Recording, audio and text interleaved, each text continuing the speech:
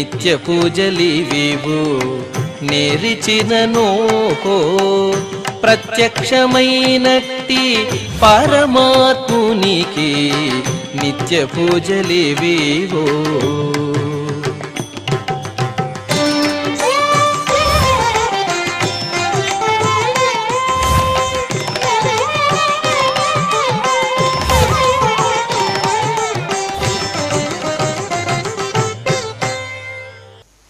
ఓం నమో వెంకటేశాయ. ఈరోజు మంగళవారము, శ్రీ క్రోధినామ సంవత్సరము, దక్షిణాయనము, భాద్రపద మాసము, శుక్లపక్షము, సప్తమి తిథి, అనురాధ నక్షత్రము, సెప్టెంబర్ 10, 2024.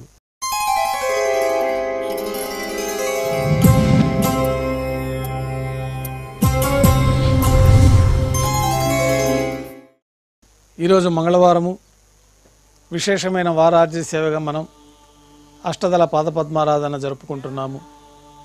మాధ్యాహ్నిక ఆరాధనా కార్యక్రమంలో భాగంగా స్వామివారికి నిర్వహించబడే అష్టోత్తర శతనామార్చన ప్రతిరోజు ఏకాంతంగా తులసి దళములతో నిర్వహించబడుతుంది.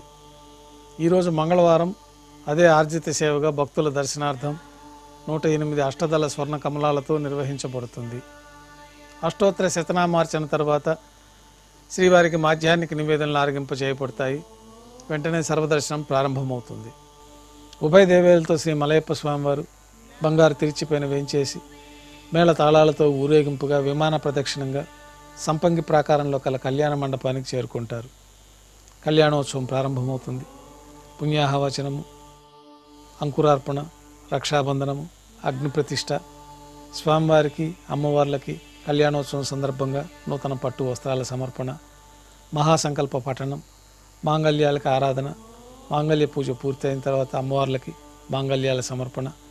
ఈ సందర్భంగా స్వామివార్లకి అమ్మవార్లకి కర్పూర నీరాజనం, విశేషమైన హోమాలతో పూర్ణాహుతి పూర్తయిన తర్వాత మాలా పరివర్తనం అనే కార్యక్రమాన్ని నిర్వహించి ఉభయ దేవేరులను శ్రీవారి చెంతకు చేర్చి ఈ సందర్భంగా అక్షతారోపణం అనే వైదిక కార్యక్రమాన్ని మంత్రయుక్తంగా నిర్వహించి నైవేద్యం సమర్పించి కర్పూర నీరాజనంతో కళ్యాణోత్సవం పూర్తి అవుతుంది. కళ్యాణోత్సవ భక్తుల దర్శనం అనంతరం ఉభయ దేవేలతో శ్రీ మలయప్ప స్వామివారు మేళ తాళాలతో ఊరేగింపుగా ధ్వజస్తంభం వద్ద కల అద్దాల మండపానికి చేరుకుంటారు. వేదపారాయణ నడుమ అద్దాల మండపంలో ఊంజల సేవ నిర్వహించి కర్పూర నీరాజనంతో ఊంజల సేవ పూర్తి చేసుకుంటారు.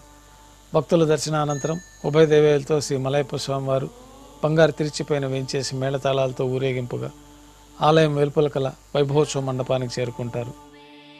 ఆర్జిత బ్రహ్మోత్సవంలో భాగంగా స్వర్ణ గరుడ వాహనంపైన శ్రీ మలయప్ప స్వామివారు వేంచేస్తారు. కర్పూర నీరాజనంతో స్వర్ణ గరుడ వాహన సేవ పూర్తి అవుతుంది.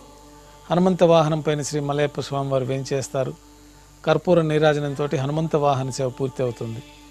పెద్ద శేష వాహనంపైన శ్రీ మలయప్ప స్వామివారు వేంచేస్తారు.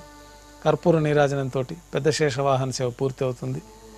బంగారు తిరుచిలో మలయప్ప స్వామివారు వేంచేసిన తర్వాత ఉభయ దేవేరులతో కలిపి శ్రీ మలయప్ప స్వామివారికి కర్పూర నీరాజన సమర్పణతోటి ఆర్జిత బ్రహ్మోత్సవం పూర్తి అవుతుంది.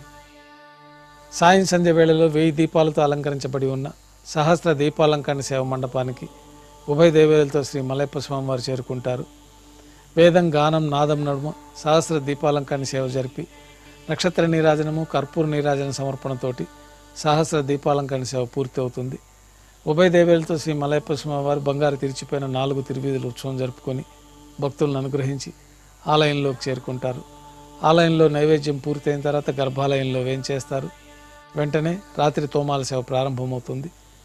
ఉదయం సమర్పించిన పుష్పమాలికలు సల్లింపు చేసుకొని గర్భాలయాన్ని శుద్ధి చేసుకొని బంగారు పంచపాత్రలో శుద్ధ తోయాన్ని నింపుకొని శ్రీ వైకానస భగవత్ శాస్త్రోక్తమైన విధానంలో దేవతామూర్తులందరికీ ఉపచారాలు సమర్పించి కొత్త పుష్పమాలికలతో అలంకరణ జరిపి చతుర్వేద మంత్రాలతో మంత్రపుష్పాన్ని సమర్పించి నక్షత్రహారతి, కర్పూర హారతితోటి రాత్రి తోమాల సేవ పూర్తవుతుంది.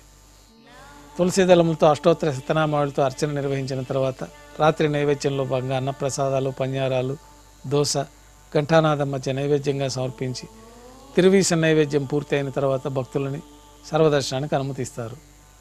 కొద్ది విరామం తర్వాత ఏకాంత సేవలో భాగంగా రాత్రి సమర్పించిన పుష్పమాలికలన్నీ సళ్లింపు చేసుకొని గర్భాలయాన్ని శుద్ధి చేసుకొని ఏకాంత సేవలో భాగంగా బంగారు పంచపాత్రలు బ్రహ్మ తిరువారాధన కోసమై బంగారు బిందెలోని తీర్థాన్ని సమర్పించి బంగారు పట్టు పాన్పు పైన కౌతుకభేరమైన శ్రీ భోగ శ్రీనివాసమూర్తి వారిని వేంచేపు చేసి ఈ సందర్భంగా జీడిపప్పు ద్రాక్ష కలకండ కలిపిన మిశ్రమాన్ని స్వామివారికి నైవేద్యంగా సమర్పించి గోక్షీరాన్ని నైవేద్యంగా సమర్పించి కర్పూర నీరాజనంతో ఏకాంత సేవ పూర్తి అవుతుంది.